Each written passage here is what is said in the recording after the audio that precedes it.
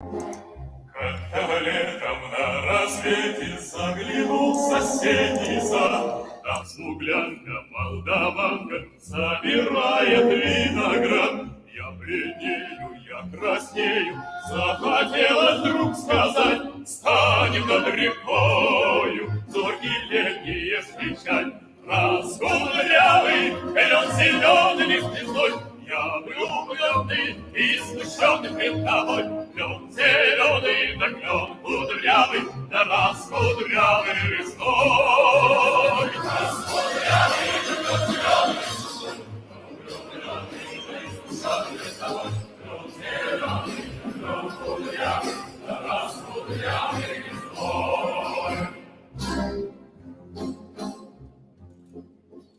А смуглянка, молдаванка отвечала парню лад. Партизанский, молдаванский собирается отряд. Нынче рано партизаны, но покинули родной. Ждет тебя дорога, партизан в лес пустой. Раскудрявый, клен зеленый звездой, здесь у клена мы расстанемся с тобой. Клен зеленый, да клен кудрявый, да раскудрявый весной. Раскудрявый, да клен зеленый звездой, здесь у клена мы расстанемся с тобой. Клен зеленый, да клен кудрявый, да раскудрявый весной. И смуглянка, молдаванка по тропинке в лес ушла. В том обиду я увидел, что с собой не позвала.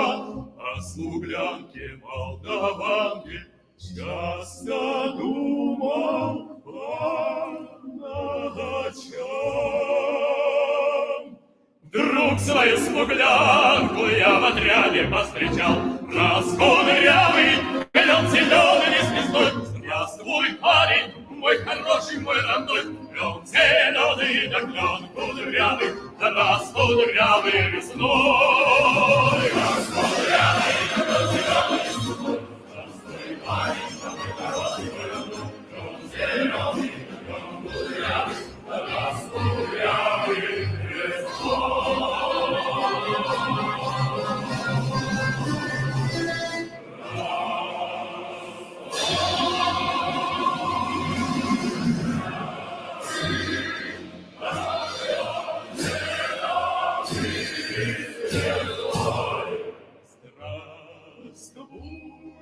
Парень, да мой хороший, мой родной. Клен зеленый, да клен кудрявый, да раскудрявый весной.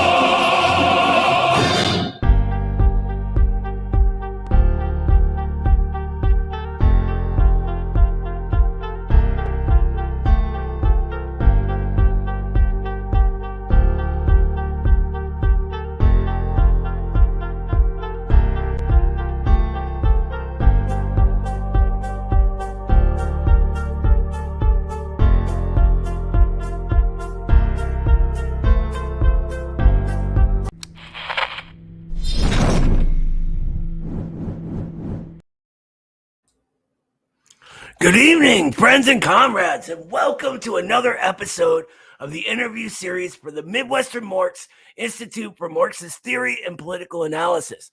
Tonight, we're going to be talking to Kayla Popuchet, one of our favorite writers and researchers at the Institute, about her research into Ukrainian nationalist history, her YouTube segment for our Institute called Debunking Ukrainian Nationalism, and the attacks she's received for her courageous work fighting modern fascism at a time when liberals are trying to normalize it. She also had a video go viral after she was kicked out of the New York Documentary Fest for asking why they were platforming neo-Nazis. So, Comrade Kayla Popuchet is a Peruvian-American CUNY student studying Latin American and Eastern European history, analyzing these regions' history under a scientific socialist lens. She works as a New York City housing rights and tenants advocate, helping New York's most marginalized evade eviction. Kayla is also a member of the Party of Communist USA and the Progressive Center for a Pan-American Project. Thank you for coming on, comrade. Thank you for having me. And I just want to say, Noah, thank you for pronouncing my last name properly. Like, literally, I don't think I've ever met anybody in the United States who's ever done that. So I've gotten like poop of everything, like it just absolute butchering, but you said it so perfectly. So thank you. I've known Which means Carlos I a also- long time. He still mispronounces my last name. I get it. It's the Slavic thing, you know? Listen, your compliment is my critique because I messed it up. But I listened to you say it, and I was like, should I say it like that? I don't know if he's right, but listen, you could call me Popuchet, Popuchet, but yes, it is pronounced Papuche. So real quick, we keep getting all these questions from where Eddie is. Is he okay? As you guys know, we are paid actors of Vladimir Putin. And there's an important strike going right now.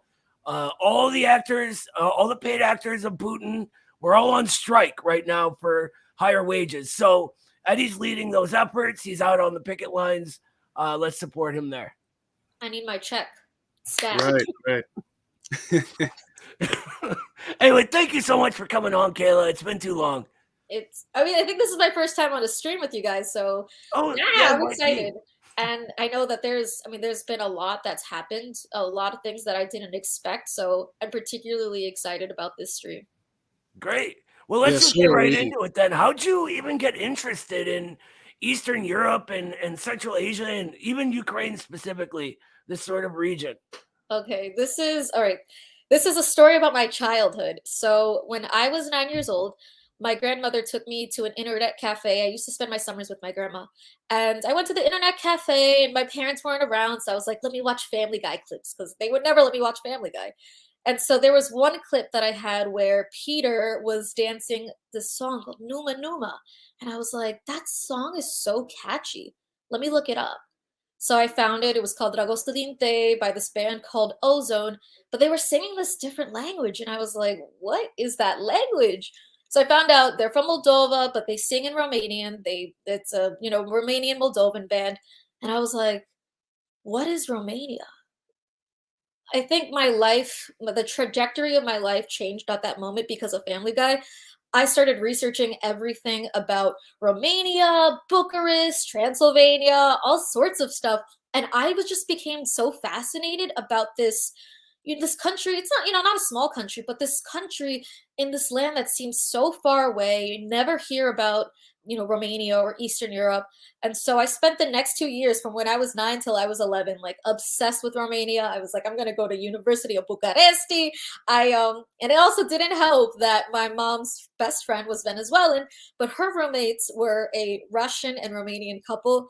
So they would teach me how to properly pronounce the words of the song, different Romanian words. The Russian guy tried to give me alcohol once, and I was like, oh wow, Russians are so cool. So that like really initially sparked my fascination, just because it seemed like this place was so foreign, so different from everything that I knew, but at the same time it also felt so familiar. And so as I've gotten older and through my research, I've also like to look at the comparisons between Eastern Europeans and Latin Americans and how different yet similar we are. I mean, even just for example, like the tiger blankets. You ever go to your Latin American grandma's house and she's got this fluffy tiger blanket, and then you go to your Russian grandma's house and she's got that the same. We eat ensalada rusa, and we have my cousin. His name was Ivan and Olga. I don't know. I was very fascinated with the connections, but also the fact that this place never got attention like France, Spain, Germany. It was something that it felt like it was ignored. So I found it fascinating, and that's where I started learning about it, was when I was 9. I didn't get into politics of Eastern Europe until I was about 19. So from 9 years old, for 10 years of my life, it was all about culture. I went to different festivals. We used to watch documentaries. I would meet people from there. I was fascinated about Eastern European culture before I got into the politics of it. So a lot of people will be like, oh, you're a communist and you're obsessed with Eastern Europe because you're a communist. You're so cliche. And I'm like, yeah, that would be cliche. But I fell in love with Eastern Europe because of a Romanian pop song. Let's get that straight.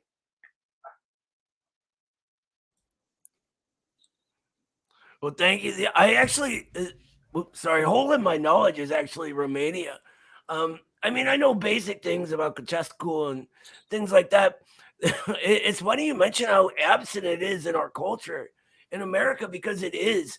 The only thing I can even think of is that show, Comrade Detective. Right? I Have you don't know heard of that that? show. It's like, you know how we have those CIA sort of propaganda things like Rambo and Yeah, Red yeah. Dawn. It's sort of a fake version of that from communist Romania, right? Oh, I Where they think I've say heard of they this. dug Yes. up this old buddy cop film from the communist era, and it's all fake, right? It's Yeah. a fiction. It's hilarious, but that's literally the only thing Romanian I can even think of within our culture. Well, I don't know if you know this, but 2000, I want to say 2010, 2009, that kind of area. I was in middle school then, but that there's this one song called Stereo Love, and it became so popular in the US. It was like, when you gonna stop breaking my heart? Okay, sorry.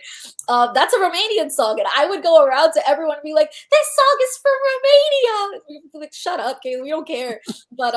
But yeah, I mean, there's not a lot of topics or even conversations about Eastern European culture, their history.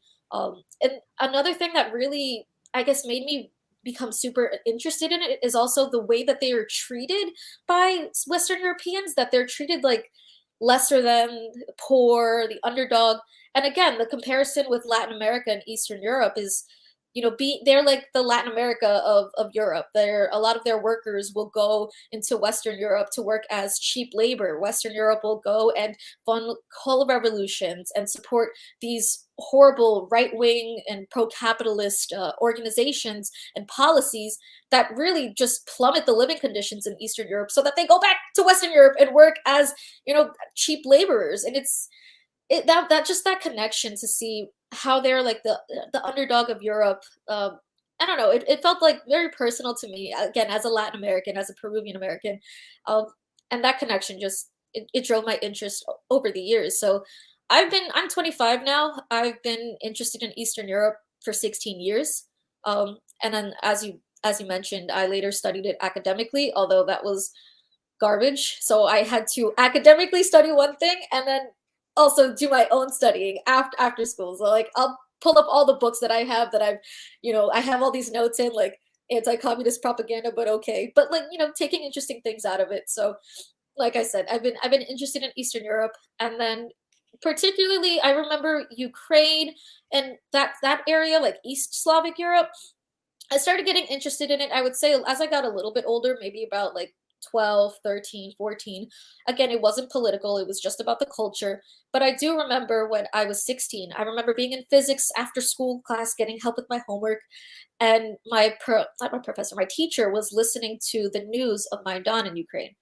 And all I knew at that time, I didn't understand the politics, but I was just like, I know Ukraine, and I feel so sad. This is horrible that there's people dying. There's all these protests. Like I felt sad for it, but I remember that distinctly. I remember seeing Maidan in the news, and I wouldn't understand the complexities behind that until later on. But I do remember feeling so much compassion and sadness for this country that no one else in my school or my classmates or my friends were interested. Nobody else was talking about it, but I was just like, oh, I feel so sad. I wish them the best. Poor Ukrainians. Um, yeah. That's fascinating. I love the fact that you fell in love with the culture before you came to like Marxism, Leninism, because it's like you mentioned, so upside down, which makes you like the exception of the cliche. But I also found it fun that you mentioned the tiger blankets. So that's also a thing. Both Yes, Peruvian and yes. The tiger blankets, the ensalada rusa, like they are the cultures are very similar. So like we'll talk about, but I had this Belarusian partner, and as a Peruvian, I'm very territorial about potatoes. Potatoes come from Peru. Okay, we have over 3,000 potatoes. But the Belarusians, I will not lie, they're like the Irish. They chef it up when it comes to those potatoes. In fact, like in Eastern Europe, their stereotype is potato people, bulbash. And so sometimes he and I will go back and forth and be like, who's better at potatoes, who's the owner of potatoes, and he'll make jokes. Christopher Columbus brought the potatoes to Peru from Belarus, so which of course he did not. That's hilarious. We can add the potatoes to Paramillo's comment here. Midwestern Marx is an extremely dangerous platform. They're talking about Romanian pop songs and Family Guy. Shut them down. Ah! Listen, But I know I have some haters watching. To my haters, the crazy Ukrainians that are watching, I know that you're going to be a little disappointed that I'm not out here talking about let's let's hurt people, let's hurt anything, Where are the depending on Romanian horns? pop songs. Where are you hiding the horns? Did you put like a little green thing so that the green I screen doesn't taped get them them? tonight because I didn't want to pop out too much. I wanted to Okay. just keep it a little humble, keep it relaxed. that makes sense. Plus, it'll hide the earpiece with Putin telling you what to say. Right. Actually, they put it in my brain. It's like Oh, almost like a lobotomy, but not a lobotomy. you So got the I don't upgrade have then. I don't have the I don't have the headphones. I just get it right through here, transmitted. Still don't get my paycheck though. We still have the old stuff. They must be paying you a lot more. By the way, I can testify to the grandmas being the same thing. Tiger blankets all over.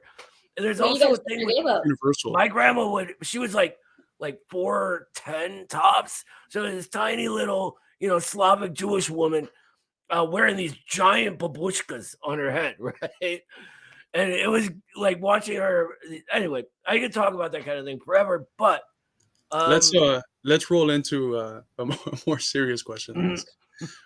Your series, Debunking Ukrainian Nationalism, it's so good because not only is it packed with knowledge and content, but it's packed in like 2-3 minute segments, which is fantastic. We have a series called 1 Minute Marks, which does it in 6 or 7. no bourgeois lies, Colin. But It's hard. Trying to get that all in there. right. Anyways, it's been so important for showing the myths which ground contemporary Ukrainian nationalism. Can you talk a bit about what inspired that and what you consider to be the importance in tracing contemporary Ukrainian Nazi ideology all the way back to the myths that are told about Ukrainian history? Yeah. I think one thing that's also very important to know about me, and I wrote this in my open letter, that's on the Midwestern Marx website, but at the same time, as I was getting into and seriously learning Marxist theory and Eastern European politics, simultaneously, I was also involved in the Ukrainian American community. I started working at a Ukrainian restaurant, a very famous Ukrainian restaurant in New York, where I befriended a lot of the people there. I got very close into their community because I think they could also see that I was just genuinely interested. Like I would ask them questions. What's this? Why do you guys draw these little eggs? And tell me about your hometown. How do you say this in your language? And so from there we became friends. I worked there for 2 years. I got invited to Ukrainian boat parties, Ukrainian Valentine's Day parties. I had a lot at one point. I would say that the majority of my friends were Ukrainians, and then not many Russians. I just never really met many Russians, and then some Belarusians, but mostly Ukrainians. There's a lot of them here. So I was getting very involved in the Ukrainian American community as I was learning about Ukrainian politics and nationalism.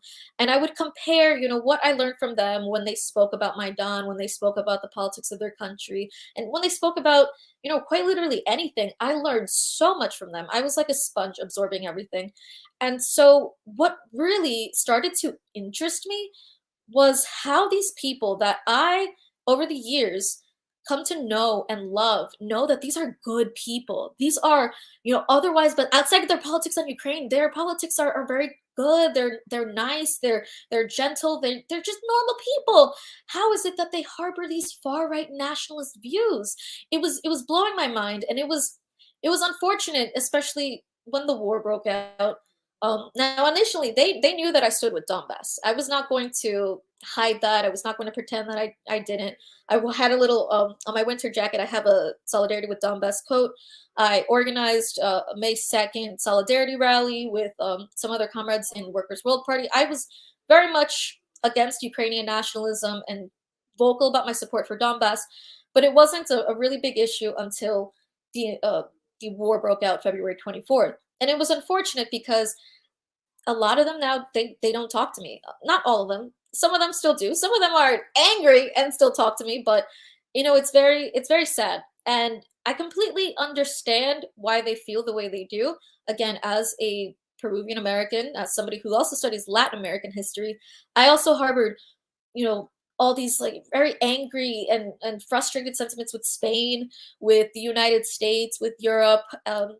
And it takes a lot of political development for you to detach yourself from that, from your identity, and making it personal, to really have an objective view about history and what is the ways to actually move forward. Is it by hating Americans? Is it by hating Spaniards? No, it's about uniting with the working class. We can't undo what happened in the past, and we're not here to get revenge, but we're here to move forward. But I did understand why they felt the ways that they did. Their homeland is being bombed, it's being attacked, and they're acting off of emotions. So I started to really take a look at some of the things that they would say. And one thing in particular that made me want to start this series, it pissed me off, was an Instagram infographic. And in the infographic, it had said that Stalin banned the Ukrainian language in 1935. Why did this piss me off? Not even that they lied about Stalin banning the Ukrainian language, but that they put a date, because that never happened. How do you put a date for something that never happened? Now you're just making shit up. That really pissed me off. So I was just like, I have been around Ukrainian Americans for years. I mean, I'm talking about people who immigrated from Ukraine in 2014 and after. I'm talking about people whose families have been set here since the World War II. Like, I know the differences between the Ukrainian Americans that immigrated recently. I have Ukrainian American friends that lived in Lugansk, immigrated from Lugansk. I went to Ukraine and I became friends with people there. Like, I knew their psyche, the things that they believe, the things that they would say. And so I wanted to really analyze that and also combine that with the history. So I had learned so much about Ukrainian history over the years. And when I would hear things about, again, Stalin banned the language. No, he didn't ban the language. Actually, let's talk about Koreanization. Let's talk about Ukrainianization. Or Kievan Rus is the first Ukrainian state. Nobody in Rus would, first of all, it wasn't even called Kievan Rus then. It was called Rus. Nobody then would consider themselves Ukrainian because there was no idea of the Ukrainian people at that time, nor like the Russian people or the Belarusian people. And you can't just claim you have the territorial claims to this, but only you, for example. Like, it's also then Russians. It's the first Russian state, or it's the first Belarusian state, or the Cossacks. They were stateless people. They wouldn't have identified with any nation. That's what made them Cossacks. They were stateless. Why would they identify with the Ukrainian nation? So these kinds of myths that have become fact for the people that I knew and loved, I had to say something. I had to, and then even worse, that it started, liberals start repeating it. People in the United States who, again, don't know anything about Ukraine, didn't know anything about Ukraine before February 24th, or maybe knew very little. And then now they're repeating these horrible Nazi slogans or nationalist myths that are not based in reality. So again, I didn't think that I was gonna change the world or stop the war, but I would do whatever part that I had in all the research that I found. And again, I've been reading anti-communists. I've been reading people that are pro-communist. I've been people that are neutral. I take everything that I have read in my academic studies, things that I've read on the side, things that my experiences having gone to Ukraine. I take all that and formulate what is the Ukrainian history that needs to be shared, what is important for people to know when they're repeating these nationalist myths. And it's not out of any, I hate Ukrainians and I don't want them to be proud of their people. They have so much to be proud for. They fought against fascism. They were the first Ukrainian front, liberated Auschwitz. There's so much for the Ukrainian people to be proud of. And it's not Stepan Bandera. It's not saying Slava Ukraini, Heroyam Slava. It's not those things. It's disgusting. It's so sad. And it actually spits on the legacy of the Ukrainian people. So I don't know. I just say, like, I fell in love with these people when I was 9. So I don't know. I needed to do whatever part that I had to share what I learned. And again, in a way that people would be interested in, keep it concise. I mean, again, I'm not ever expecting everybody to read all these articles and all these books that I've read, because who has the time? We live under capitalism. You got to put food on the table. But if I could just share a little bit of piece of information so that people understood, and that's what I would do. Well, it's working. A lot of people watch those and a lot of people learn from them. And I think it's wild how the way all these insane lies work, like Stalin outlawing the Ukrainian language, when it's precisely the opposite, which is true, by the way. And the celebration of each Soviet nation was gigantic in the Stalin administrations, especially after 36. But yes, I think it's crazy. All of it plays on us just not having time to check every single lie they give us about everything. And so, because we know so little about this region of the world and this part of history, they're able to say something like Stalin banned the language, right? They're able to say, actually, Stepan Bandera was a big hero. And who are Americans to say any differently? Like, okay, sure, never heard the name before. You guys say he's good, okay.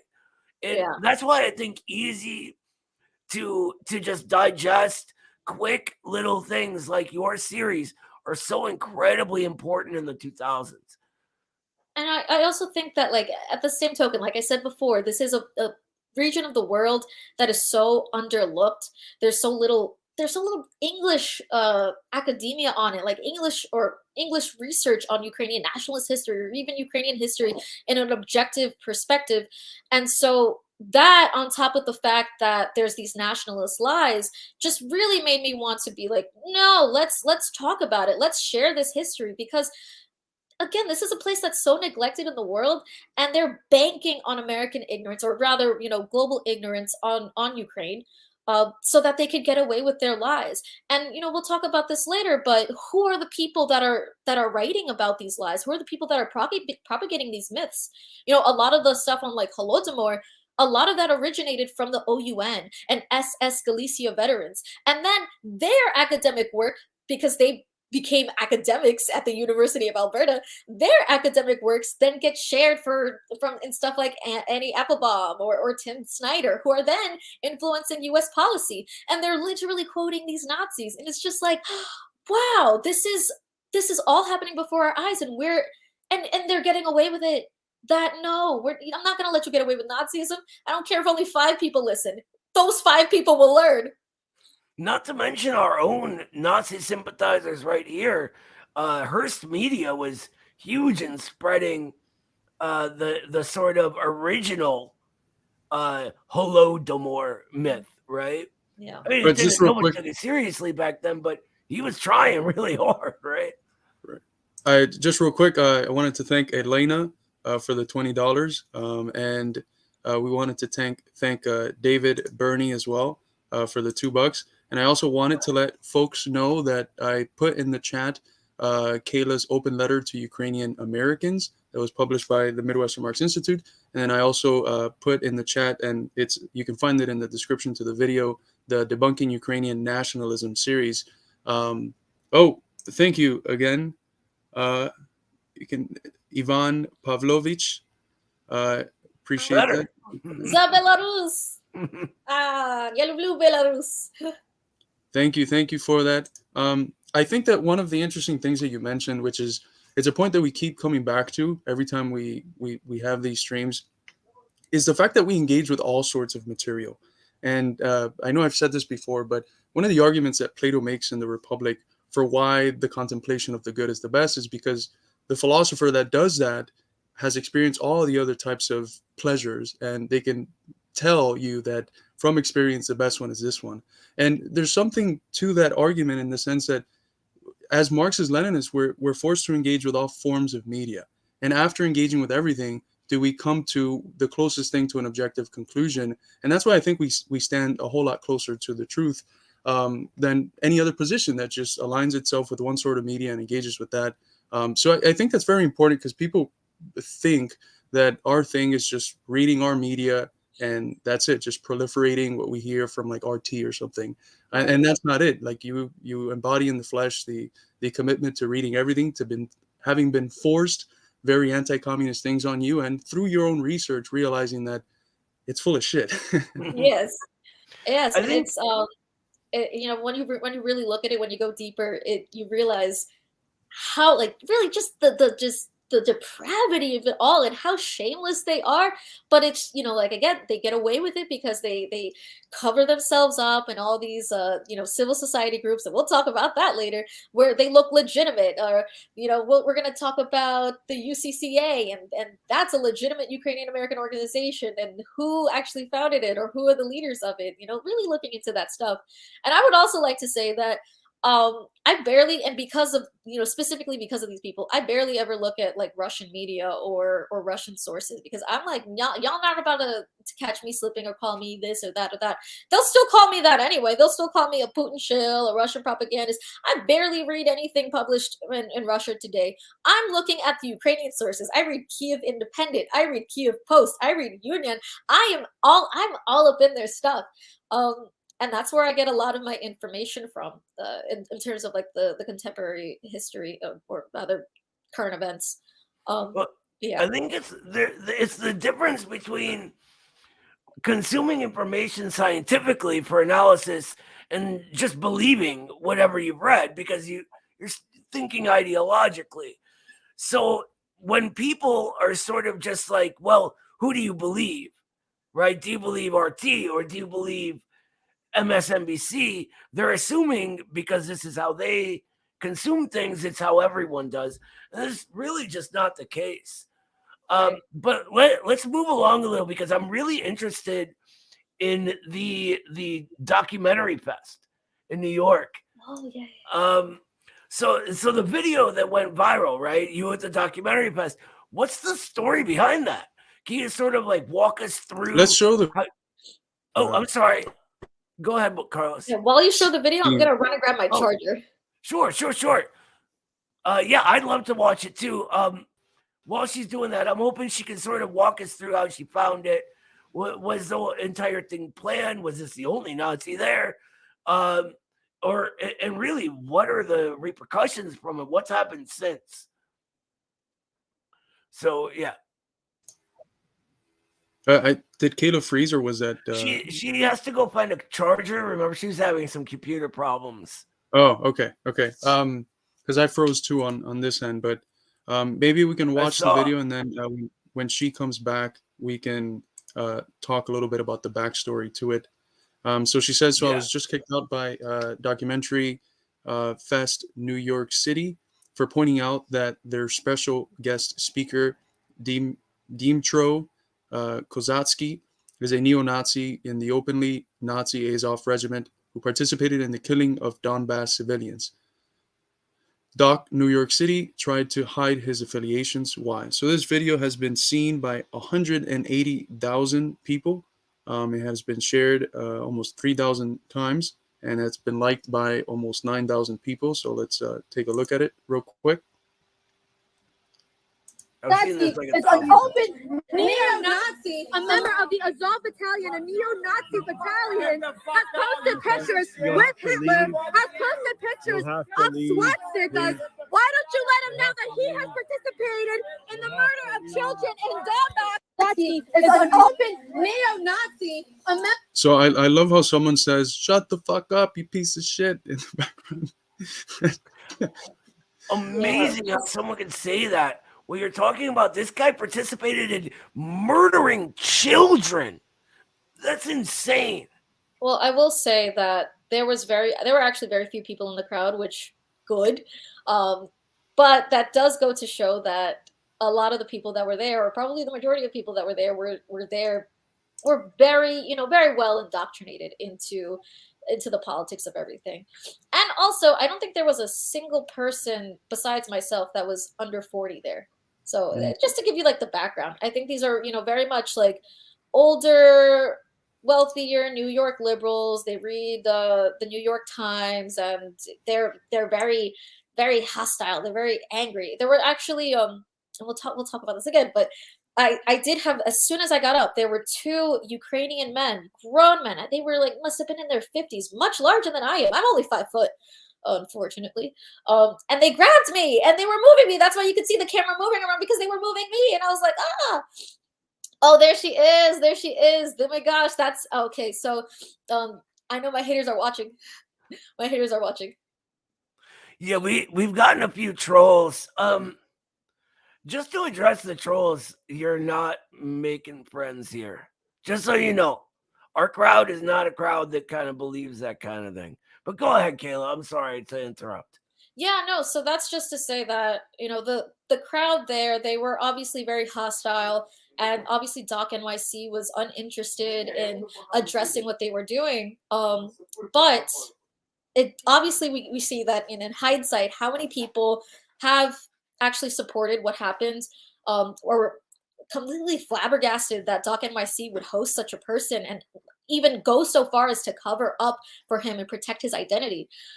So it was kind of like, mixed feelings. And I knew that it was going to be not the best experience for me. I was extremely nervous. I went by myself, because unfortunately, so a lot of my other comrades were not available that night. I hit up synagogues, but I had found out about it Thursday night, and I started organizing to get something to get people around it by Friday.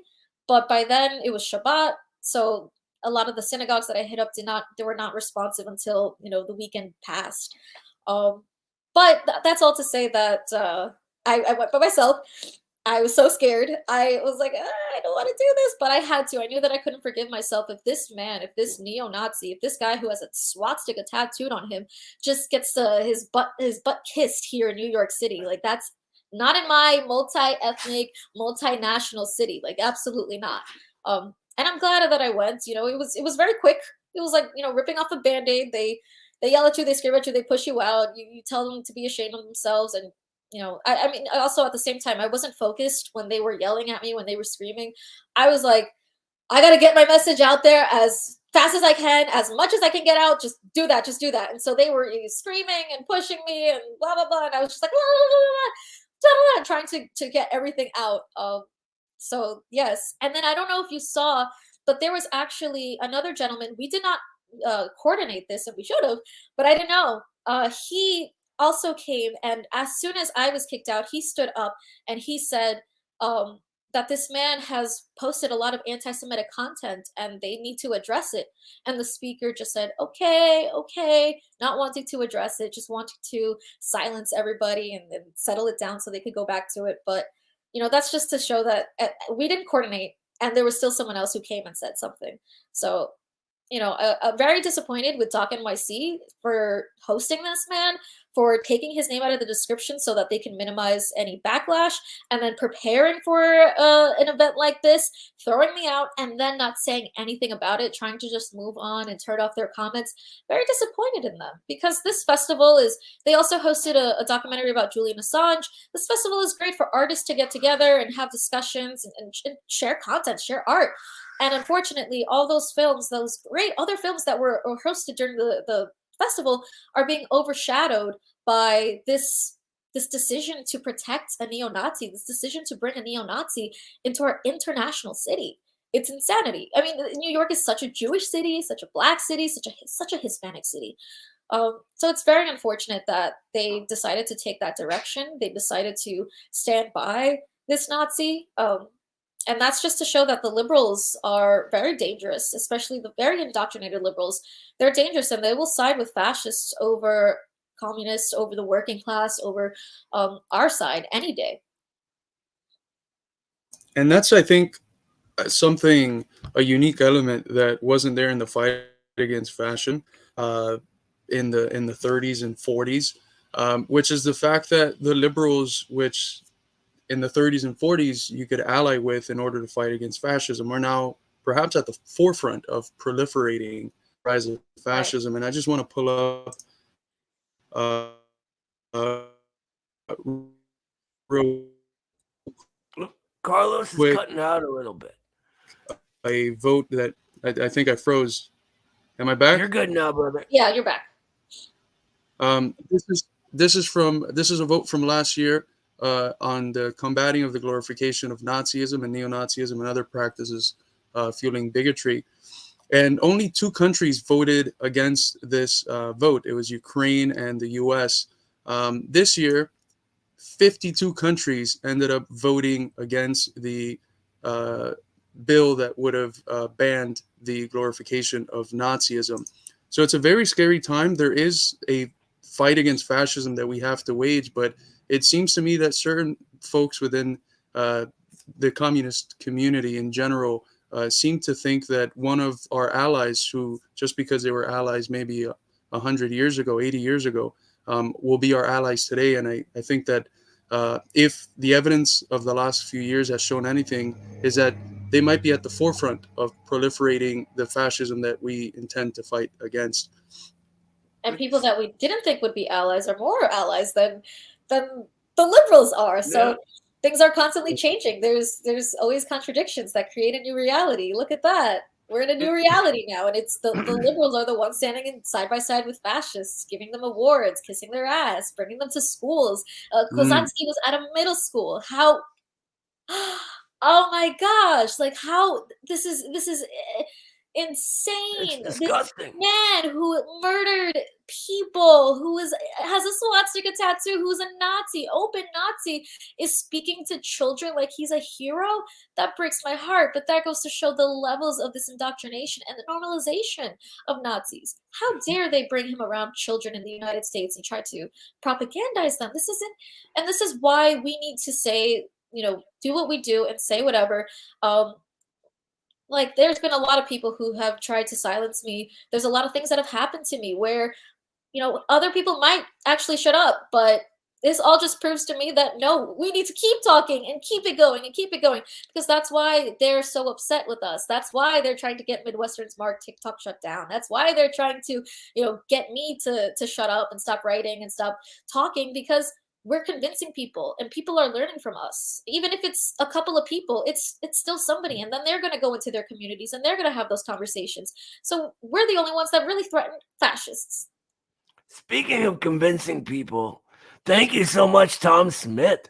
He says, Kayla's one amazing 1 hour plus video on Ukraine has moved my lib sister one step closer to Marxism. Thank you for all you do. And Washington Bullets is my next move. And that's a great book. But yeah, it's a fantastic video. It just is. Oh, wow. That really is touching. Like, I swear, sometimes I think I talk to myself. I mean, listen, I talk to myself when I wash dishes, so that's fine. But sometimes, just to see that, like, okay, people are actually, now asking questions and moving closer, like that's the point. And that's the best thing that I could have.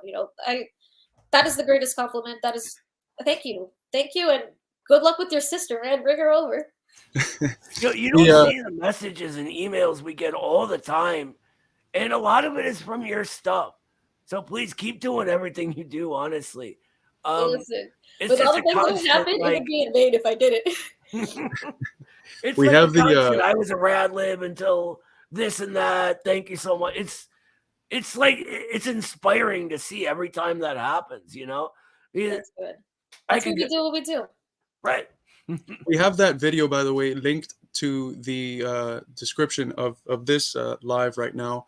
And I will be sharing it in the chat as soon as we ask the next question, which you provided a nice segue for. And we had someone earlier in the chat that themselves embodied the segue, I guess. Getting kicked out of the documentary fest has not been the first form of attacks you have received for your anti-fascist work. Can you tell us a bit more about what some of the other attacks you have been subjected to look like? Yeah, so this is a wild one, and I've spoken a little bit about it, but I haven't spoken a lot, just because I don't want to let these people, and I know they're still watching. Yeah, I know she got blocked, but this is a very high-tech person who's probably just watching on another account.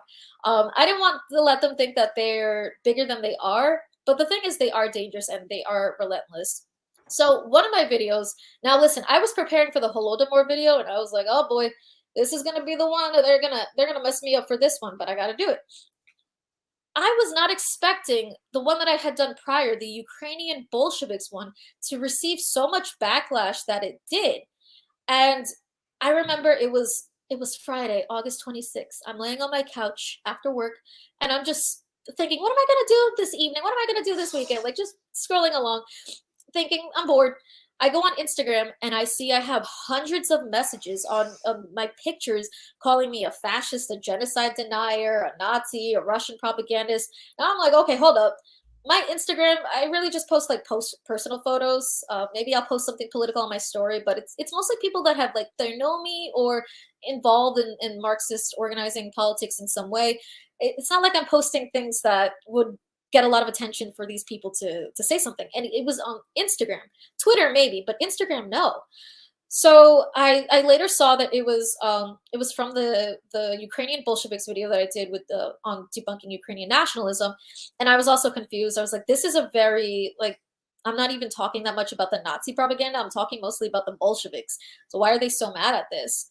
Um, Now there was one person in particular of all of them who there was a couple people. We'll talk about it. One person in particular, her name is Bev Koshka on Instagram. She was commenting on my stuff and trying to, go at me, get me angry, get me upset. And unfortunately, at some points, like she did, I tried not to pay too much attention to it because they're silly. Wasn't going to give them eloquent answers or anything. You don't know me and you're calling me a fascist. That's ridiculous. But she would just, take what I said and manipulate it and got other people, a large like Ukrainian influencer accounts to tell people to post on my photos that, all these messy and nasty things. So I was like, okay, whatever. I waited 24 hours and after the 24 hours, I deleted everything. And she was quick to notice it. So I was like, huh, this person is not letting go. A couple of them didn't let go. So another one, a writer, I'm not even going to bother naming her, but a writer, she started posting photos of my stuff, my tweets, just going through all my stuff and trying to get people to harass me. This other person, Bev Koshka on Instagram, she raised money for this one organization off of me. It was just like, it was ridiculous stuff. And, taking what I said out of context, definitely using it to manipulate it, like, oh, you hate Ukrainian people, that's why you support dictators and XYZ. And it's like, listen, honey, I love Ukrainian people since I was 9. I took myself on a trip there. You don't do that if you hate the people so much. Like, why would I go to Ukraine just to hate them? Just all sorts of stuff. One thing, like they found actually my husband's account, which was really unfortunate because my husband, I try to keep him very separate from my stuff. And they brought him into the mess, and it was very also concerning because we do not like mix our stuff. Like my married life is one thing, and then my political life is another. And so the fact that they brought him into it, how they found him was very suspicious.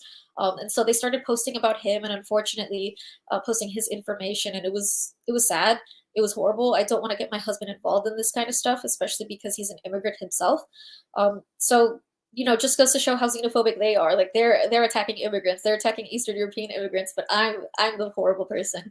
Okay, so she continued. They continued harassing me. I had to send a cease and desist to one of them for aggravated harassment because she posted photos of my deceased great grandfather. She was mocking Peruvians, just awful stuff. And at that point, I was like, please just leave me alone. Like, just stop.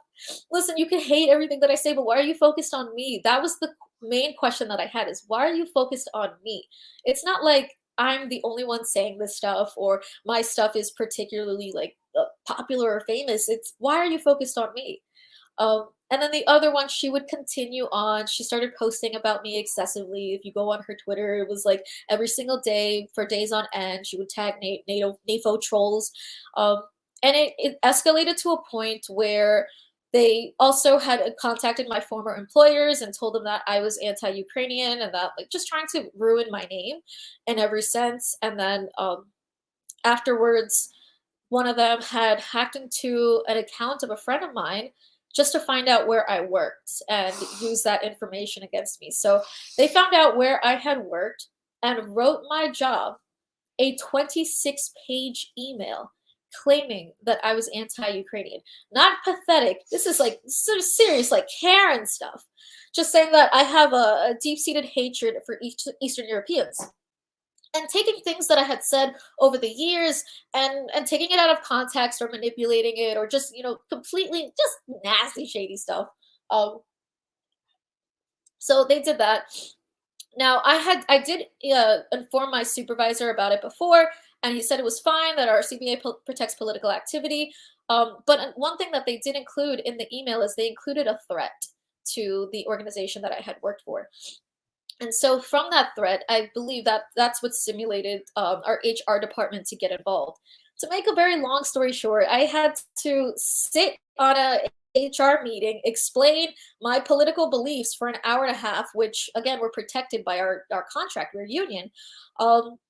I also informed them of the third-party harassment. I know this person's name. I filed a criminal complaint against her. Well, she actually lives in Europe. She's an American that lives in Europe. It's very, very anti-me, targeting me. Had to send this information and, whatever. Sent them the cease and desist, and ultimately, I got the union involved. The union, was, they got my back. I will say that they definitely defended me as much as they could. But ultimately, on October 27th, I was terminated from my job. And just so people know what I do, it's in my bio, but I've been working in the housing justice field since I was 17, so about 8 years. And I was a paralegal for on the housing project. So I was a paralegal for Tenants. And I loved my job. I loved what I was doing. I was so excited. At one point, we were just about to file a complaint so that we could get this tenant his money back. I was so excited about the stuff that I was doing. And I love my job so much. I'm very passionate about housing justice.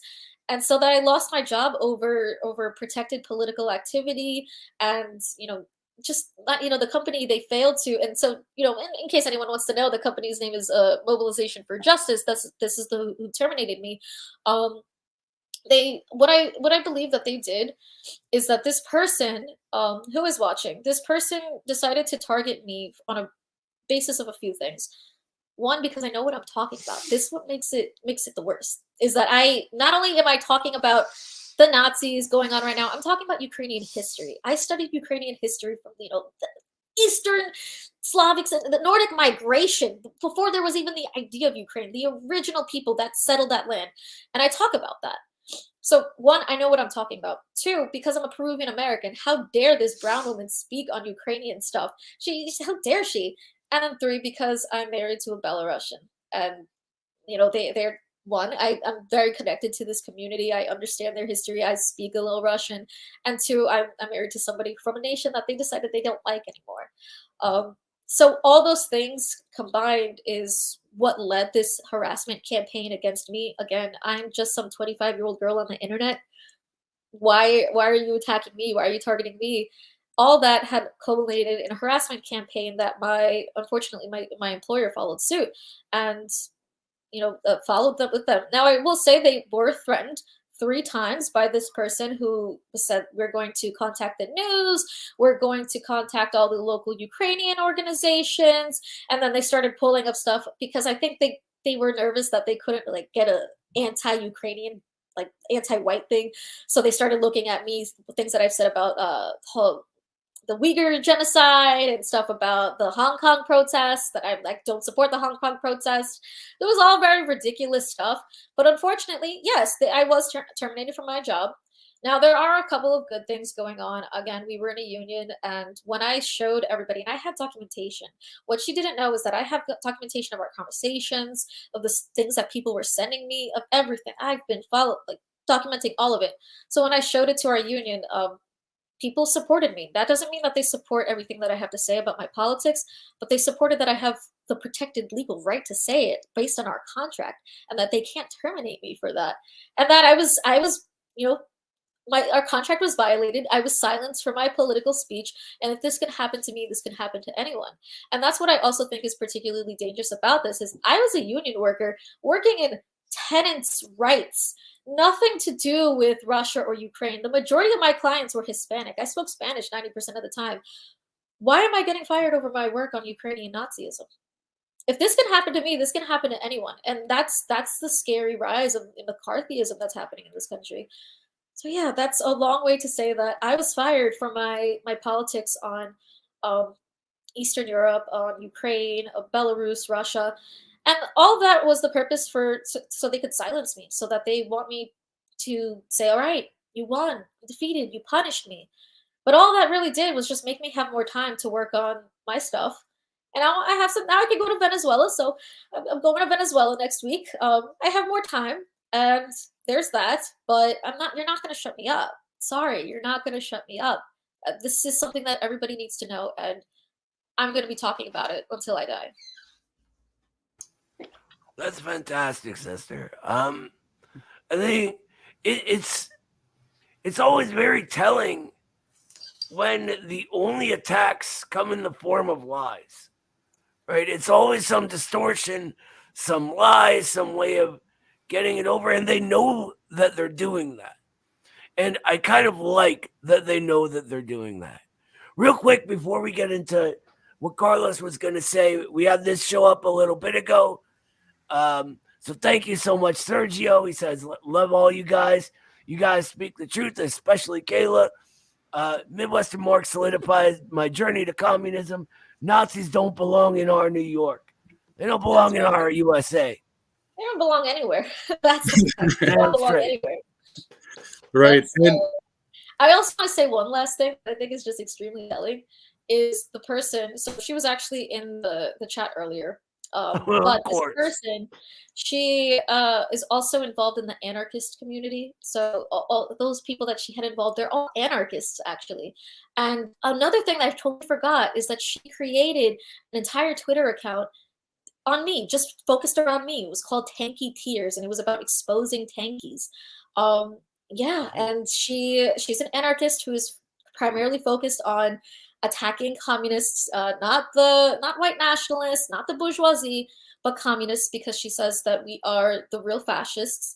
Except her side, their heroes are fascists and Nazis, and our heroes killed them. So I don't know, but yeah, I definitely, this is obviously not great that I lost my job. That's horrible about it, but I'm not gonna stop.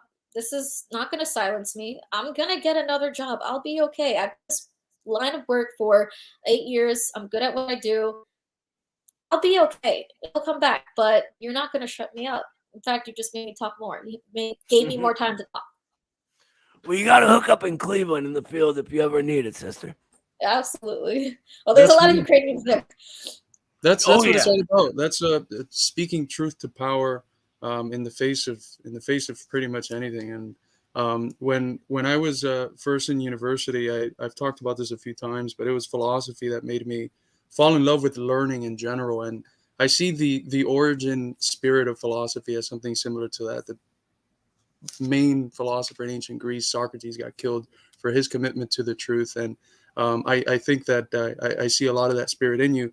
And I want to go back to Sergio. Thank you, Sergio. One of the things that he mentions is Nazis don't belong in New York. And I think that's a really good segue for a project you have been heading, which is Bandera in New York, a documentary film about the influence of Banderism and this horrible fascistic ideology on civil society in the U.S., specifically civil society that's connected to the Ukrainian diasporic communities. So can you talk a little bit about the influence of these Ukrainian nationalist myths in civil society in the U.S. and what sort of political power do they have, if any? So I just want to say a huge inspiration for this work and a huge I guess a role model for me, someone that just has taught me so much, is Bandera analyst and researcher Moss Robeson. If you got a Twitter, you should follow him because he has amazing stuff. He also has a blog on Substack, the Bandera Lobby blog. I've been following his work for years, and it really has taught me so much stuff. So, in conjunction with the Debunking Ukrainian Nationalism, and I saw how these well-meaning Ukrainian people that I knew harbored these awful far-right ideas, myths, I started to think about how those organizations, a lot of these organizations also propagate those myths and also institutionalize that, because they're learning, a lot of Ukrainian Americans, they're learning their Ukrainian history from schools. They're learning it from church. They're learning it from their parents. They're learning it from their friends, but they're learning it from institutions. So I kind of talked about it a little bit in that a Marxist analysis of the war in Ukraine, but looking at how this far-right nationalism has been institutionalized in Ukraine. But when I was looking into that, I found that because Ukraine was part of the Soviet Union, so it wasn't like that forever. It happened after '89. So I started to look at how it existed in the diaspora and how the diaspora actually exported it back to Ukraine. So you start looking into the Ukrainian diaspora, especially Ukrainian North American, Canada, and the United States. And you start to look at a lot of these organizations that they created, which is the basis of how they created the schools and these policies for U.S.-Ukraine relations, all these books that get quoted as, the fact. You start looking into that and who started it. And I just found a plethora of information. So I was originally doing this to write an article series. But when I started researching and looking into all this stuff, I was like, no, this an article is not going to encompass everything. An article is not going to show how much like these far right nationalists and people that were part of the Holocaust and how much support they had, those people, how they immigrated into the West and how they had CIA funding to do so to create research organizations or create nonprofits and create schools and all these things that they exported over. The nationalists literally just picked up and brought their war to the international plane, and then they've been leading this crusade ever since to bring back nationalism back to Ukraine, and now they have that power. And it's like it's like a cult of nationalism that was exported from abroad, from the United States, and I'm talking about New York because I see it happening here in New York. And New York is we have the largest amount of Ukrainians in the United States, so this is most Ukrainians live in New York. Just looking at these organizations and how they feed and create this cult of nationalism, who then these become like foot soldiers for the Ukrainian nationalist dream, the Ukrainian nationalist crusade, the struggle. And it's very fascinating to me, and very how unique it is that this diaspora is very militant, and they're militant because they're the people who paved the way for them were actual soldiers in the Holocaust. Yeah, I think frankly, it's crazy how sort of marginalized this information is. Our government transported these Nazis and Nazi collaborators, the people that literally chased my grandparents from multiple countries and forced them to convert from Judaism, right? They brought these people over here and gave them money to continue what they were doing over here. And it's just crazy that nobody knows about this. And not only that, but the fact that they're spoken about as if they're the pioneers, the people who you need to go and speak to. They'll always say, oh, why don't you talk to a Ukrainian and see how they like socialism. I'm sorry that a lot of the Ukrainians that live here were from Western Ukraine, and the CIA reports state that 80% of the Western Ukrainians that immigrated into North America supported the OUN. So why would I ask them? Of course not. They have different class interests. They have an ideology that they follow. Of course not.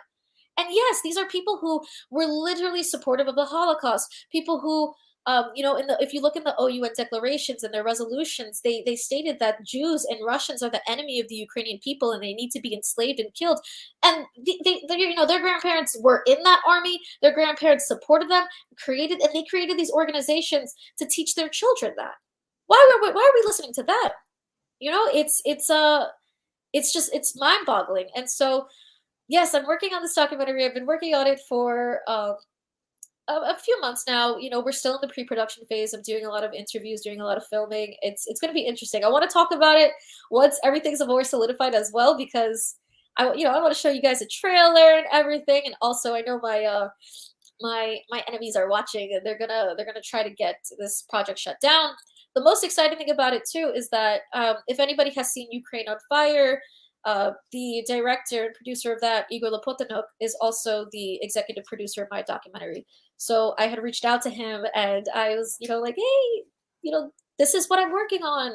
Would you be interested? And surprisingly, he fell in love with the idea, and so he's helping me along this process because, listen, me doing it alone, I don't know if that would be the best. I would do it.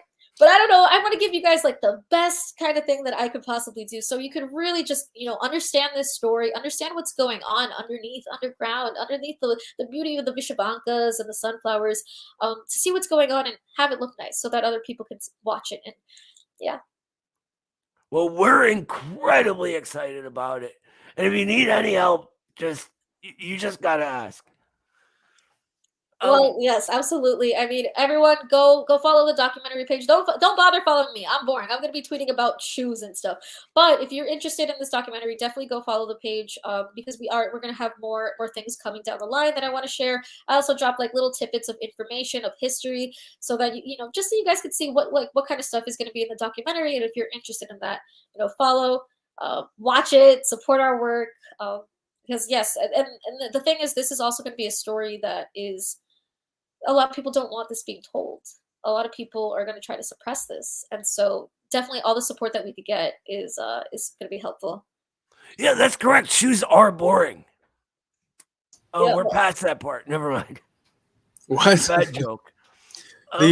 We shared the page for the Twitter there, and there was also a few calls that you did with the page for.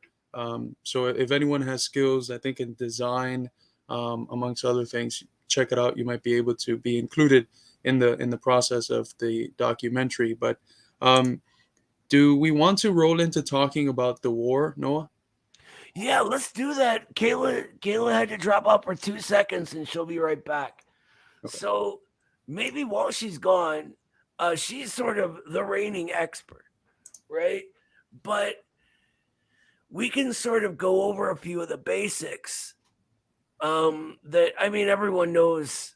There's a war right now between Ukraine and Russia that's based in sort of Western finance capital and NATO pushing and pushing and pushing and almost and Kayla will help us get into the details here, but it almost turns into a like version 2 of the Afghan trap. If you're familiar with the Afghan trap, it was Zbigniew Brzezinski, who was CIA head at the time, basically says that he tricked Russia or the Soviet Union into entering Afghanistan in order to defend the government against the dissidents that the CIA was funding. They were these hardcore like Wahhabist right wingers, and then they were sort of stuck there, expending all this energy and military, and it was a huge disaster. But there's a big parallel between that and now. And good, there's Kayla. So we wanted to sort of switch gears into talking about the war. So, absolutely. That being said, I'm hoping you can maybe help myth bust for the audience a few of the like major lies that are going around now. Maybe some of the ones on how it got started, whatever really occurs to you. Right. Let's talk about there's so many things we could talk about this, but the first thing that a lot of the Ukrainian nationalists will propagate is that Russia invaded Ukraine in 2014, and that just didn't happen. They'll cite the Crimean referendum as evidence. I think it's very important to understand of course there's two sides to the story. Russia has their arguments, and the nationalists have their argument. What they believe is true. They'll say this invasion is illegal. They'll say Russia had no right to take Crimea, and Russia will also likewise also pull up, international law that defends what they've done. That was also used in Kosovo and when the United States bombed Serbia. So each side has their arguments. Each side has their points and their evidence as to why they are correct.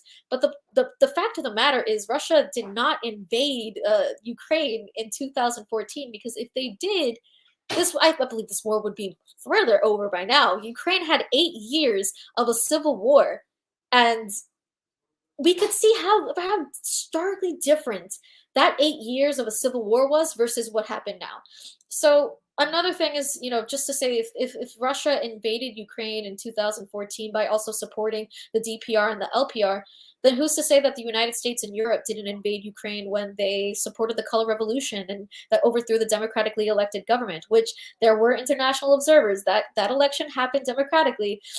Who's to say that, the United States pumping in all these weapons into the Ukrainian state isn't also a version of imperialism or also a version of what is the word I want to use? The invasion, like the United States has invaded. It's honestly every argument that they have about what Russia has done to Ukraine is really what the United States has done to Ukraine. And it's honestly sad because these are real people's lives. And when I went to Ukraine, I think what was really like a waking up moment for me is I was walking around Kiev and I saw this large, what's it called? Like, this large board of dead soldiers who had passed away, and it was so long and it had so many names. And I just started thinking about, what is this all for? This is a civil war that benefits who? Like, what is, how did how did the roots of all this happen? And so it was, a really eye-opening moment to see that everything that the West claims that Russia does to Ukraine is really what the West has done to Ukraine, privatizing their lands and taking their resources. And one thing too, when I was in Odessa and I was leaving Odessa, I took a picture of this one sign that said, "Now's the time to invest in Ukraine," in English. And I was just like, oh my gosh. So, that's just one thing about Russia invaded Ukraine. No, it didn't. Or another thing that actually also really bothers me is the line of inter-imperialism, and this is a very controversial one in the communist space, even among communist parties. As you know, I'm part of the Party of Communist USA, and we uphold the line of the Communist Party of the Russian Federation. We uphold the line of the Communist Party of Ukraine, which is that this is a war against fascism, and this is a war for Russia's national security. And if you really look at it, and that's why it's important to understand the ideology and the history and the actions of the Ukrainian nationalists, because if you understand that and what they've been doing, what they believe in, you see how literally their crusade is the extermination of the Russian people. And what they have done in Donbass is just a small smidgen of what they want to do to the entire Russian nation. And they have power, they have the support of some of the largest countries in the world. They have the support of all the NATO countries. They're getting NATO weapons. For the past 8 years, they've been getting NATO weapons and have been encroaching further and further and further onto the Russian border. Even made a proclamation that they were going to take Crimea by any means necessary. And you're telling me that this is not a threat to Russia? Even when Zelensky said that they would be revisiting the Budapest Memorandum, which took away their nuclear capabilities, and we know how many bioweapon labs there were in Ukraine. Why should Russia trust the United States? Why should they trust the United States that's heavily involved with a country who its leadership, its military apparatuses, its state is calling for the extermination of Russian people? Maybe in some more liberal terms, like, we're just gonna, take away the Russian official language, or we just want to, be more Ukrainian. But really, who are the people that they're taking advice from? And I talk about this in that 1 hour long video about Ukraine. Like, who are the people that are working behind the scenes? Another thing that also really gets me mad, and maybe I should make a video about this, is that the Ukrainian far right actually lost a lot of seats in parliament in Ukraine in 2019. So Ukraine is not a Nazi country. It's a liberal democracy. There's a couple things why that's wrong. Is because even the liberals harbor far right nationalist views. Even the liberals are nationalists. They're ideologically far right nationalists. Okay. And on the other hand, it's not about what's in parliament. It's about who is funding the people in parliament. It's about the paramilitaries that are threatening the people in parliament, that have gone into city council meetings in Ukraine and forced them to change their legislation. It's about the church, the Catholic Church in Ukraine, that is also indoctrinating people and indoctrinating children. It's about the Ukrainian schools and their patriotic education program. It's so multifaceted because nationalism is the state ideology in Ukraine. So it doesn't matter if maybe the person who was elected isn't wearing a swastika. If what he believes is the same thing as the guy who's wearing a swastika, then what's the difference? So it's just so many things that we could talk about. But I guess the last thing I want to wrap up too is the conversation about peace. And how people, a lot of us around the world who are calling for both sides to sign a peace agreement, are called genocide deniers. And I think it's very it's disgusting and it's sad how bloodthirsty liberals and Ukrainian nationalists have gone to call people who call for peace genocide deniers. I said this in the last video that was just recently uploaded with Midwestern Marx, but there have been concessions all throughout history in the counts of war. That has happened. Are we going to call every single one of those genocides? Why is Ukraine any more unique than, let's say, the Treaty of Riga or the Treaty of Paris, or treaties that have happened in the United States with Native nations. Why are they? That was actually a genocide, so maybe not that one, but still, why is Ukraine any more unique? And the answer is it's not. They're using this language. They're using this woke imperialism to manipulate people and to force people into submission and take their side. If you don't support me, then you support genocide. This is not a genocide. This is war. This is absolutely war. And Russia has arguments that you've committed a genocide. Both sides have arguments that they've committed genocide. So until we have some proper investigation, why don't we just advocate for peace right now and chill with calling people who don't want to see World War III happen and who don't want to see more people die needlessly? Quit calling them fascists and genocide supporters. I mean, it's a means to try to control people, to try to silence people, to make them feel bad. And honestly, that's why the liberals continue to fall for their lies. They want to feel good. They don't want to feel like they're on the bad side. They don't want to feel like they're on the evil side. So they'll listen to whatever is the dominant narrative and whatever seems woke or whatever seems, the right social justice thing to do without asking any critical questions, because it's much tougher. It's much tougher to be on the side that we are, that is, anti-fascist and look, I lost my job. A lot of people have been doxxed. A lot of people have been harassed. A lot of people, even the Kononovich brothers, have gotten arrested. There's actual material harm that is happening to us for speaking out, and it's not a popular side that we're taking, but it's the side of the truth. It reminds me just how easily the liberals in general and just people get manipulated. It reminds me of a quote from Lenin. It's one of my favorite things Lenin ever said.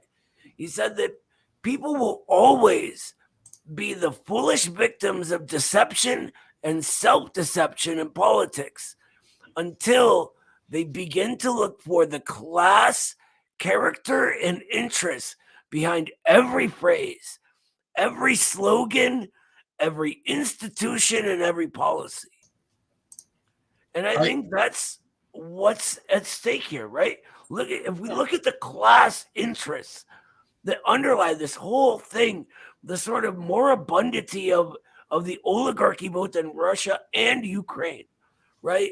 Whereas in Russia, the oligarchy's been kneecapped. In Ukraine, it's very much subservient to Western finance capital here.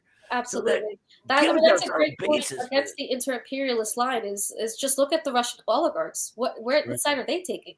Have they benefited? They are against the war. They're worried about their assets in foreign countries. They are not supportive of the war at all. Who is supportive of the war? The working masses that are concerned for ethnic Russians, that are concerned for the national security of Russia. And the Communist Party of the Russian Federation. And Ukraine. They've been pushing for this since the Donbass was begging for their aid almost a decade ago. Exactly. Both parties in the Donbass, the Communist Party of Ukraine and the Communist Party of the Russian Federation, have been supporting the war. And from what I've seen, really the major critique that the Communist Party of the Russian Federation has of the positions that United Russia has been taking on the war has been how long it has taken to step in and do something after 14,000 people, mostly ethnically Russian, were massacred in the Donbass region. I also love that you mentioned the institutionalization of fascist nationalism, because people tied to this narrative of inter-imperialism, which it shows that they really don't understand imperialism as a stage of capitalism. Because if the capitalists of the country of Russia do not support it, and the people supporting it are the communist parties and the working masses, how is that imperialism?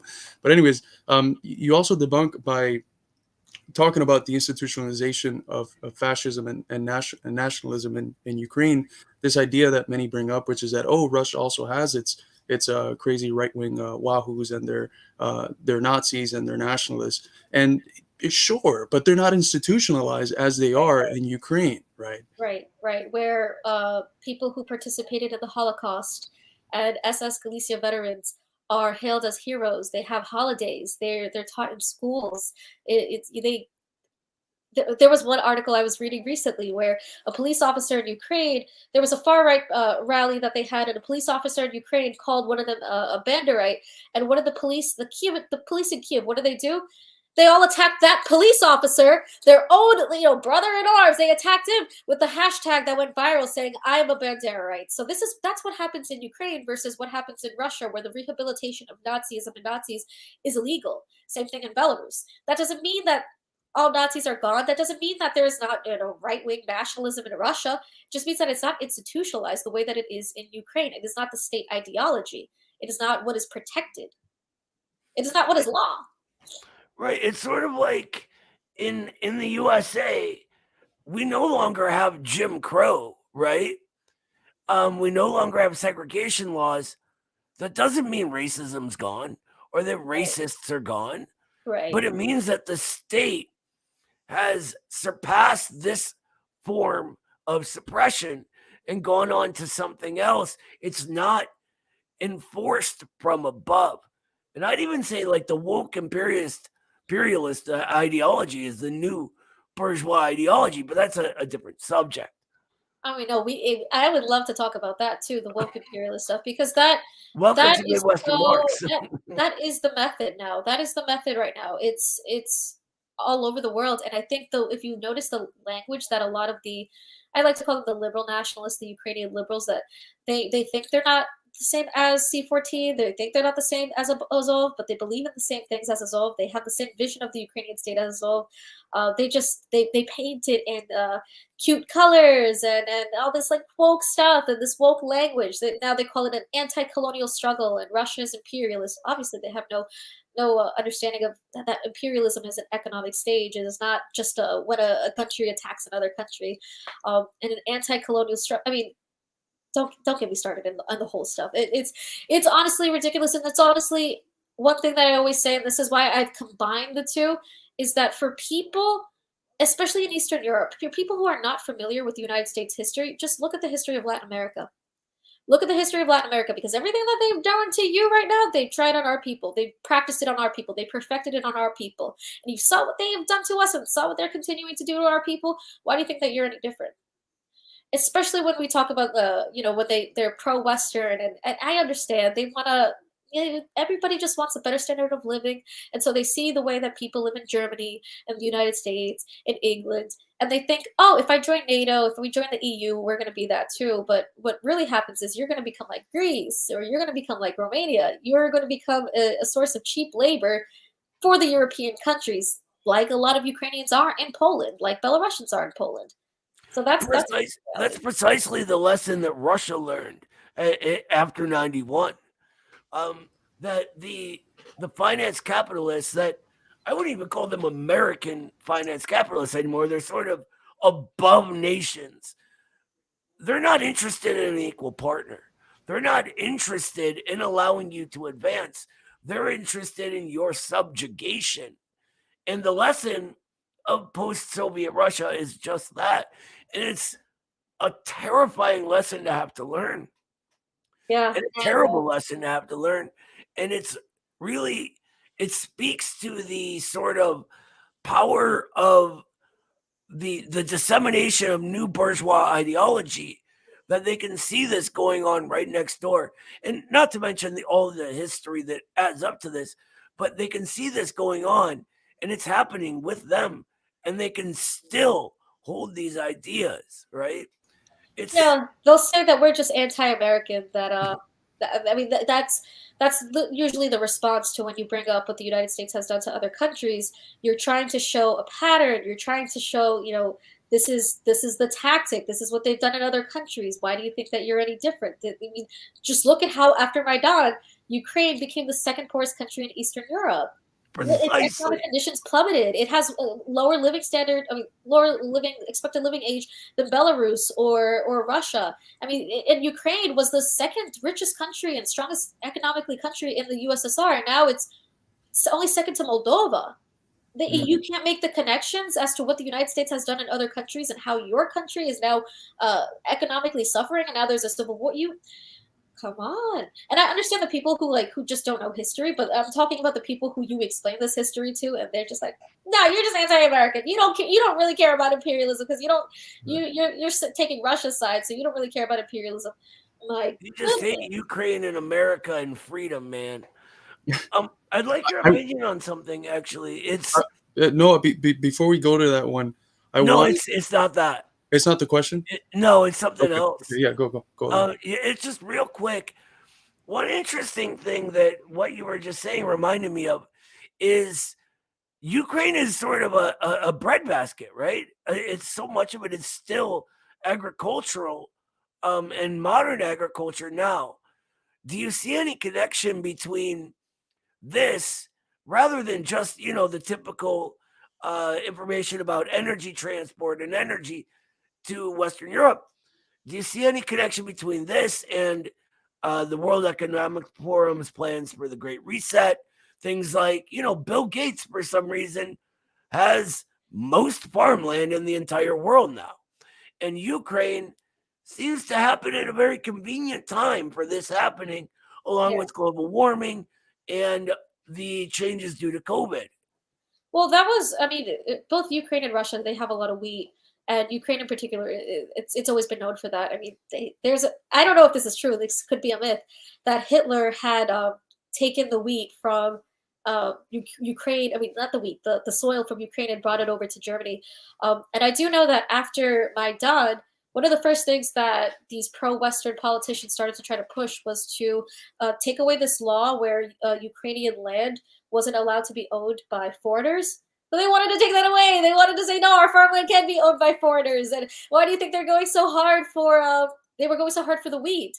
No, we got to get Ukrainian wheat out. We got to get Ukrainian wheat out because we can't afford a famine. You let people starving in your own countries. You don't care about famines. You've manufactured famines in other countries. What you're worried about is that this farmland that is owned by foreign corporations are going to lose out on their profit. Of course, it's economic. Ukraine, we talk about the energy. We could also talk about how Donbass has a lot of gas, has a lot of coal. There's resources in Ukraine. Ukraine is not like completely useless. It has 2 seas, it has a river, so there's a lot of good resources for them to use Ukraine over. I think it's multifaceted as well. Also, Ukraine's location, and what they have done is they've exploited these nationalists that have existed since 1904 in Ukraine. They've exploited them for them to be carry out their economic interests, which come at the subjugation of Ukrainian people. I mean, why is a country like Ukraine that's so rich, so poor in resources? And what's the excuse? Come on, you're always talking about Ukrainian independence. You've been independent for 30 years now. You've had 8 years with this nationalist government, and it's never arrived. It's actually only gotten worse. Ukraine was stronger when it was socialist. Ukraine was the second strongest economy in the Soviet Union when it was socialist. But now it's not. Now it's the second poorest country next to Moldova, which is a landlocked country, which doesn't have much. It's insane. Even Belarus, which has far less resources than Ukraine does, is far better off economically. It seems to me more playing on Americans not knowing history of this region, because it's always like, oh, during the Soviet Union, Ukraine was oppressed by Russia, and Russia was the Russian SR, notwithstanding, but all of the Soviet Union was continually building up Ukraine and glorifying specifically Ukraine. The switch of Crimea to Ukrainian territory was gigantic for that local economy and wasn't necessary, but it happened, right? Another thing that I think about this all the time is how the Ukrainian Communist Party was the second largest communist party. We're going to talk about Holodomor. It was the second largest communist party. It was an extremely large economy. But yet Stalin just wanted to indiscriminately kill these Ukrainians that had a lot of support. Stalin, who was not Russian, who was an ethnic minority himself, who was a Georgian, who spoke about the national liberation struggles in Marxism and the national question, he just woke up one day and said, let me get those Ukrainians. For what? I don't know. I just feel like getting those Ukrainians. I don't like the way they look. Okay. Not to mention the fact that where the famine happened in Holodomor was actually in southern Ukraine and eastern Ukraine, the areas where the Communist Party had the most support. It was in Donbass. It was in Odessa. The people in Western Ukraine, they largely did not see a famine. And parts of Western Ukraine weren't even part of the Soviet Union at the time. But you'll have somebody whose grandparents are from Lviv or Ternopil talking about, my people died because of Stalin.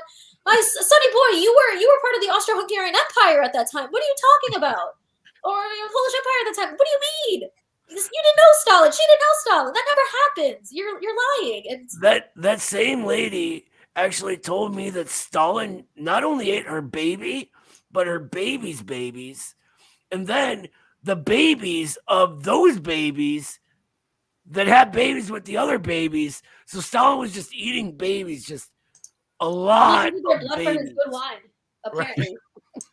I wanted to. Watch, my haters are gonna take this and be like, my haters. I have one hater. My haters are gonna take this and be like, look, she's advocating for drinking the blood of Ukrainian babies. No, just to be clear, nobody here is doing that. God bless the Ukrainian babies. Okay, we just want good wine. That's it. I wanted to give a comment before we roll into our last forward-looking question, but one of the things you mentioned is that they came to attack you, and you were surprised because they came to attack you when you were talking about Ukrainian Bolsheviks. Because I think demonstrating that there's a positive history of socialist struggle, of progressive struggles in Ukraine, it really breaks apart the myths which hold up the edifice of everything that we're seeing today with Banderite and neo-Nazi ideology. And I think that something very similar can be done in the U.S. We have been indoctrinated by McCarthyism to think that everything that's tied to the U.S. history, to the American people, is somehow antagonistic to socialist and communist history. And it couldn't be any farther from the truth. One of the things that our project has been doing for the last almost 3 years now has been showing that we have a very rich and diverse tradition of struggles against capital, against the state, against imperialism, racism, sexism, et cetera, and that if we can recapture those struggles, they can serve as a historical legs for our socialist struggles today. So it was very interesting to hear that they started attacking when you are doing precisely that for Ukraine. There's this other history you can be proud of. Forget about the Nazi stuff. You have the Ukrainian Bolsheviks you can look back to with a sense of pride. But I wanted to roll into the last question. I know you have to go in a few minutes. One very minor question, if you feel like addressing it, do. The kill list. There seems to be a Ukrainian kill list, and I've read that it's hosted by a NATO website. One of the friends of the project, Wyatt Reed, he recently had the building that he was staying in the Donbass region be hit by a missile that was likely provided by the U.S. and NATO. So can you talk a little bit about that kill list, what's going on there? And then lastly, what do you expect of the, I guess, American but also European left in the struggle for fascism? What are some of the things that they can change in order to stop being some of the key proliferators of this neo-fascist, neo-Nazi ideology? So in terms of the kill list, I just want to say, I mean, I don't know too much about that, although I did see it may be a NATO server, it may not be, you know, there's a lot of high-tech people involved. And what I will say is that there's a lot of intelligence involved in the Ukrainian nationalist field. So I wouldn't be surprised if there were some intelligence operatives there. Even just the attack on me, like how somebody was able to hack an account to do that, it's very suspicious. But yes, these are very dangerous people. And especially dangerous, in Ukraine. They have committed genocide. They've murdered people. They've shot at people's houses. They're dangerous over there, and they're also dangerous here in the United States. So when we speak about what we do, we're taking great risks. That's unfortunately the reality, and we have to keep going. But these are extremely dangerous and violent people who will stop at nothing for their crusade. Remember, we have to think of this as a crusade for an ethno-nationalist state. This has been their struggle for the past 100 years, and they're not going to stop over us. They're going to continue. They've reached so far. There's a war now between Russia and Ukraine. This is what they wanted. Now they've got it. They're empowered. So we just got to watch out what we do, what you post online, your privacy and all that stuff. That's the lesson that I took away from this is, I will never be talking about where I work again to anyone, even in private messages. You want to know where I work? Come to my house. I'll tell you that. But as for, what's the future for the left is I think about that all the time. I think about what is going to happen with us. Our country is involved in the breeding, like the Ukraine has become a training hub for fascists internationally that are going to come back to the United States And they have already a large immigrant base. If you look at the Cubans, if you look at the Venezuelans, if you look at the Ukrainians, if you look at the Iranians, they have a large immigrant base that is going to be supporting them, supporting the war against communists, the anti-worker struggle. It's a very scary situation. And so, the left really, we have to get our shit together. We do. And one of the things that I think is so important about it, and I was just having this conversation earlier, is really being able to think dialectically. I said something about how Putin is, in the context of history right now, Putin is playing a progressive role. People thought I was saying Putin is a progressive, and he's anti-gay, he's racist, and blah blah blah. I didn't mean that. I didn't mean progressive in that sense. I meant that progressive in the sense that there's, the economy is changing. There's the realliances of all these different countries. We're progressive in the same sense that the American Revolution was progressive, that it completely overthrew a monarchy. This had never happened before. The way the Haitian Revolution was progressive. The bourgeois revolutions that happen all over the world were progressive to bring us closer to socialism. That's all that I meant, that he was, bringing us forward to a different stage of development.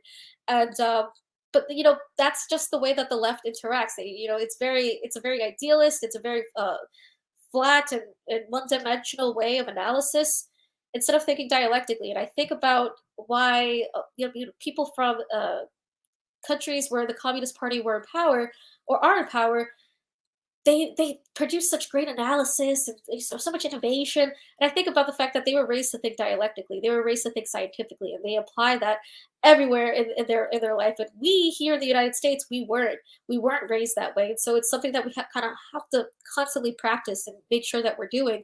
And I don't think that we should be attacking one another for it. I think that we need to get serious about being anti-fascist and not trying to I don't know, pose as not the bad left. We're not like the Putin left. It's not about supporting Putin. It's not about this leader. It's about standing against fascism, standing against imperialism that our country is imposing, standing against genocide. And we just have to be unequivocally anti-Nazi wherever it arises. If you don't know about Ukraine, or maybe you're not interested in that much in Ukraine, even though it is kind of interesting because we're on the brink of Third World War. So that's why I talk about it a lot too. But maybe you're just not interested and you want to focus it at home. Well, the fact is, the United States is sending all these weapons and having all this training for fascists that are also coming from our country, mercenaries that are coming from our country, and they're going to bring that back home. So that's also why another reason that we need to get involved with it. The conditions in our country are declining. And like they say, a dying dog bites the hardest. That's what we're facing right now. So this is all connected. What happens internationally, especially as we live in the United States, affects us as well. Imperialism, like I've said this before, and I've got backlash for it, but imperialism is only possible because of the exploitation of the working class at home. So this affects us as well. What happens in Ukraine affects our living conditions. Wonderfully said, and a great note to end on, because it really captures the spirit of a lot of the educational work that we do here, a lot of the books that we have released, which is centered on teaching people dialectical materialism. If you have a consistently applied dialectical materialist outlook, you are able to not fall for the lies consistently, right? If you can get to the right positions, if you don't have it, but then it would be a right opinion. It wouldn't be getting there through knowledge. And I'm here recapturing a distinction from ancient Greece. But anyways, thank you so much for coming on. This has been wonderfully enlightening. Thank you so much, sister. I had fun. This was great. Listen, I could talk about this all day. You'd be like, Kayla, shut up. I wish I had more time to talk about it, but I got a class to get onto. But yeah, like I said, thank you guys for having me. I love working with you guys. I love that you guys have given me a platform so that I could be able to, do what I do. I love the work that you guys are doing as well. So thank you, and we're going to continue to work together. Hell yeah. Anything you would like to plug before we go?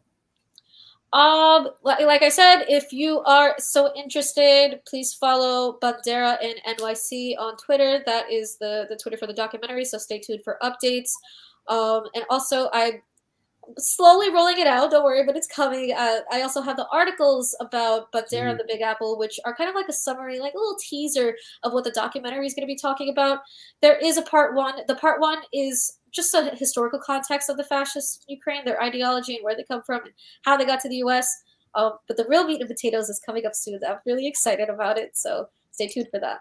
Hell yeah. We have all that linked to the video, so you can check it out by clicking the link in the video. And Again, comrade, thank you so much for coming on. It's been a Thank you for pleasure. having me.